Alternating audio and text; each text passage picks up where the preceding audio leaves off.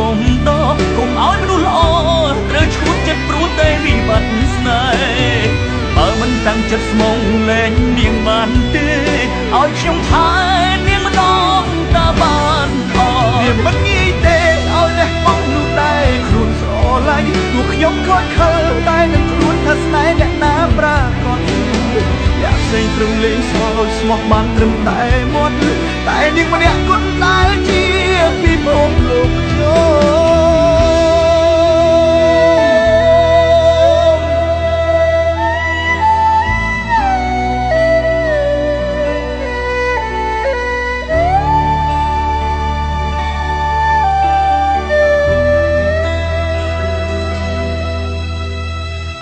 ួនជាអ្នកណាឋានៈជាអ្វីគ្មានសិទ្ធិលោកដៃឈឺឆ្អាលរឿងអ្នកទាំងពីរឡើយតែក្បាលមួយនេះឈឺចិត្តផ្ទុះហើយគ្រប់ពេលឃើញអ្នកធ្វើឲ្យនាងទឹកភ្នែកនាងទឹកភ្នែកព្រោះខ្ញុំក៏បានដឹងថាអារម្មណ៍ពេលនឹងដូចអំពិលអំពែស្រឡាញ់នាងតែចិត្តជ្រើមលឹបផ្លែហើយជ្រៀកបេះដូងឲ្យស្រីដទៃឈួតលប់ឡើយ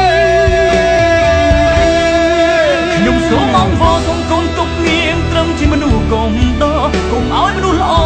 ត្រូវឈួតចិត្តព្រោះតែវិបត្តិស្នេហ៍បើមិនតាំងចិត្តស្មងលែងនាងបានទេ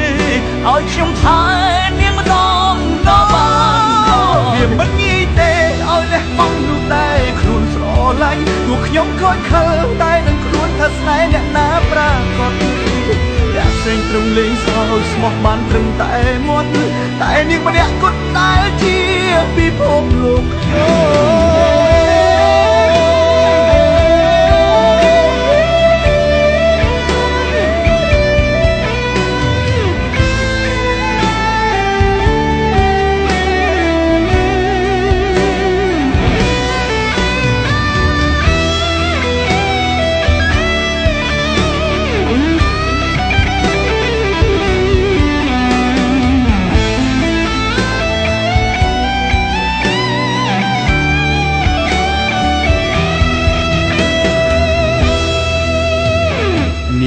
្នែកព្រោះខ្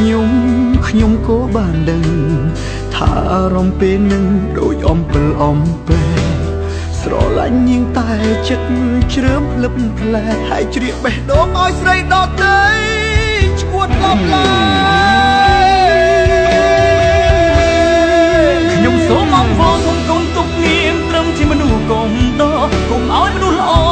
ត្រូវឈួតចិត្តព្រោះតែវិបត្តិស្នេហ៍បើមិនតាំងចិត្តស្មងលែងនាងបានទេឲ្យខ្ញុំថែនាងម្ដងតើបានវាមិនងាយទេឲ្យលះបង់នោះដែរខ្លួនស្រឡាញ់ទោះខ្ញុំខកខើតែនឹងខ្លួនថាស្នេហ៍អ្នកណាប្រាកដ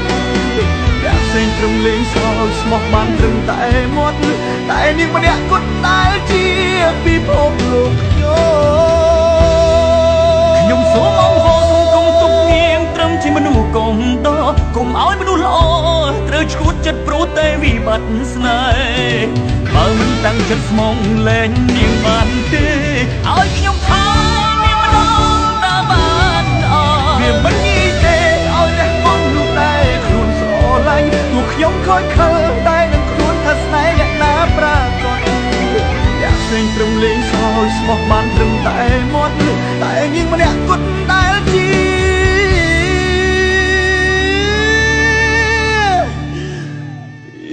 ពិភពលោក